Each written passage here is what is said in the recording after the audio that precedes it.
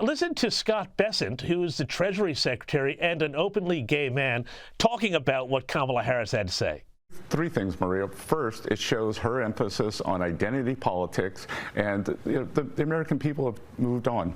Two, it shows how low regard she holds the American people. That she was just a terrible candidate. And three, you wouldn't pick Pete Buttigieg because he might have been the worst transportation secretary in history. And Adam, it strikes me here that the real thing is that, the Republican president, Donald Trump, who's supposedly this monster, has appointed the highest-ranking gay official, openly gay official in American history.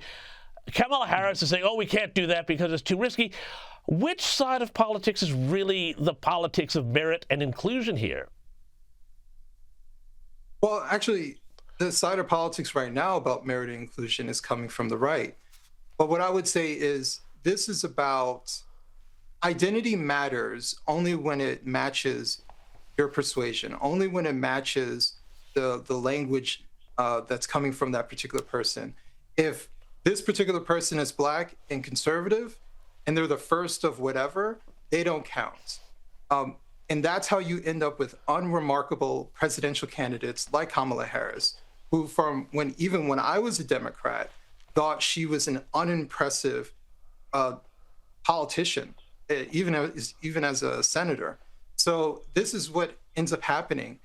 People like Kamala Harris become a symbol of something rather than a person. So we don't get to judge her on what she is capable of doing, which isn't very much. Yeah. We have to look at her as a symbol of some sort. And symbolic politics surrounding identity is a failure, and it's a failure even from their own choices.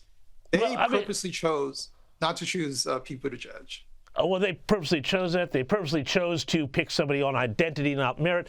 But Kamala Harris seems to be suffering from this insane relevance deprivation syndrome because now she's also been on The View, of course, talking about her voice being president in history. Have a look. It is the closest presidential race in the 21st century in terms of the outcome. Wow. Yeah. The closest.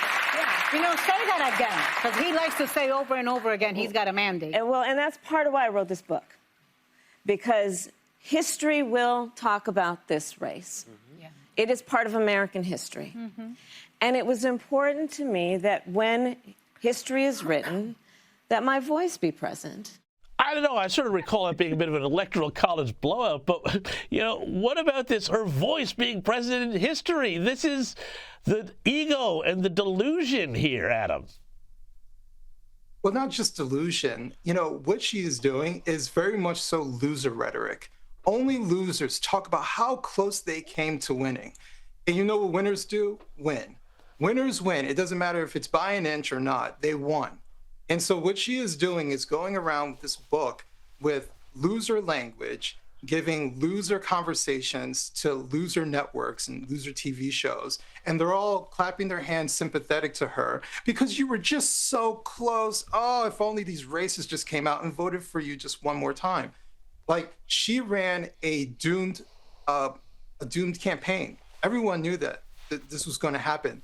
No person who could actually win an election, a presidential election, would actually take on the challenge that she did. She was set up to fail because the Democrats didn't realize that Joe Biden was too senile. They were too egotistical to think that he could win against President Trump. Adam, you're absolutely right. We're going to have to leave it there. But as I always like to say, The View is for losers. The U.S. Report is for winners. So thank you for coming on The U.S. Report, as always.